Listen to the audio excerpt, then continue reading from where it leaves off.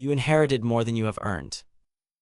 Look at the things you call yours, the talent that came easy when you were young, the title on your door that someone signed off on last spring, the knowledge you spent years acquiring sitting now in your head like money in an account you stopped depositing into. The progress you made yesterday, the streak, the reputation, the trust people extend to you on sight, all of it feels owned, settled, yours. This is about a quiet lie hidden in that feeling, because almost none of it is actually yours yet this morning.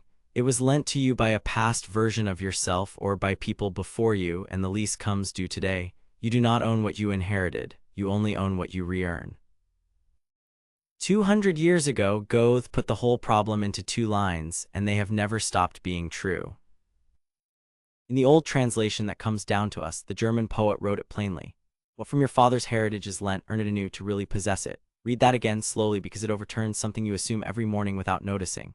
He is saying that an inheritance is not a possession. It is a loan. The thing handed to you, the gift, the advantage, the head start is only lent. And a loan is not yours until you pay for it with your own work. Earn it anew to really possess it.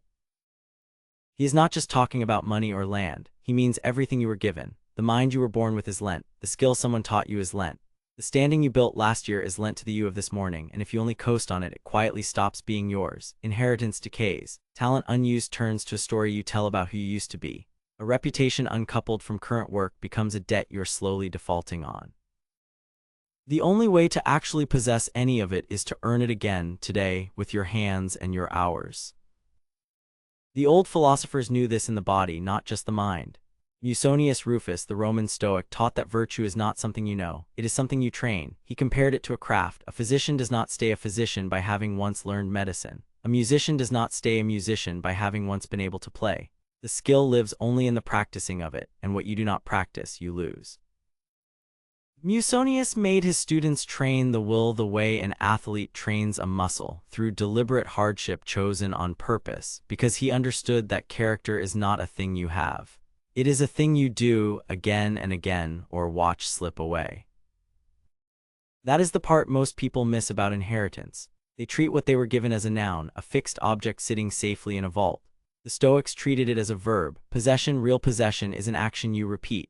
The discipline you had last month is not in your account this morning unless you spend it again now. Drop the practice for long enough and you do not keep the skill at a discount. You lose it at full price. A modern voice says the same thing in harder language. David Goggins, who rebuilt himself out of nothing, describes calluses on the mind, the way repeated friction thickens the skin of a laborer's hand. You do not get those calluses once and keep them. You earn them every morning by doing the exact thing you would rather skip, the cold start, the early effort, the work with no applause attached. He re-earns himself daily. Not because yesterday did not count, but because yesterday cannot be spent twice. The man you were proud of last night does not automatically wake up in your bed. You have to become him again before noon. So here is the morning seen clearly. You did not arrive at this hour empty. You arrived holding a great deal that was lent to you by your past self, by your teachers, by everyone who built the road you walk in on. And the bill for all of it is due in the next few hours, not in guilt, in work. The morning is simply where you reacquire what you own by using it. See what loosens when you stop treating your inheritance as settled. You no longer coast on yesterday. Yesterday's progress was real, but it was a deposit, not a balance you get to live on. The streak you are proud of protects nothing this morning unless you add to it. Once you see that, the question shifts from what have I done to what am I earning right now, and that question is the engine of a disciplined life. You no longer confuse having with keeping. You may have the talent, you may have the title. Having is the easy part, and it is also the part that quietly expires. Keeping is the daily re-earning, the practice that turns a lent thing into a possessed one. Musonius, hauling his students through chosen hardship, was teaching them that the keeping is the whole craft. And you no longer fear decline as something that happens to you. Decline is not a thief who breaks in. It is just the slow, fair process of a loan being called back when you stop making payments. You can pay it this morning. The hours are right here. The skill, the standing, the discipline, all of it is available to be re-earned by the simple act of doing the work again today, before the day talks you into resting on what you already have. You inherited more than you have earned. The morning is where you close the gap. So earn it now while the day is still yours to spend. I treat what I was given as lent, not owned, and I pay for it today. I do not coast on yesterday's progress, I add to it this morning. I train the skill I claim, because what I do not practice I lose. I choose the hard task on purpose, the way the will is hardened by use. I re-earn the person I was proud of, instead of assuming he woke up for free.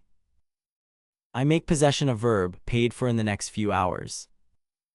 I close the gap between what I hold and what I have earned, starting now. That is the mornings, not inheriting, re-earning, taking the lent thing and making it truly yours by the work of one disciplined hour. If this set your hands to it, stay with this channel. Every morning the call to earn the day. And tonight the gentler other half of the same truth, when the earning is done and the ledger does not need to be perfect. Tonight you forgive the day its imperfection and you hand it over without cataloging every shortfall. The way Kristen Neff teaches self-compassion in place of self-attack, and the way Sharon Salzberg practices loving-kindness toward even your own unfinished day. Come back this evening to set down what you could not earn, with mercy instead of a verdict. Begin disciplined, end reflective. Now go earn it.